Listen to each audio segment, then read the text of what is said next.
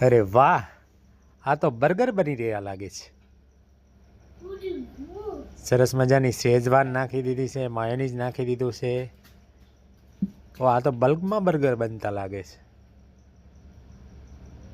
એક સાથે 6 બર્ગર. સરસ મજાના મસાલા, સરસ મજાનું કટિંગ. ઓ, અમૂલ ચીઝ, સુપર. ટેસ્ટ પણ એક નંબર લાગશે. અમૂલ બટર, ખૂબ જ સરસ. JVM fast food and mojito.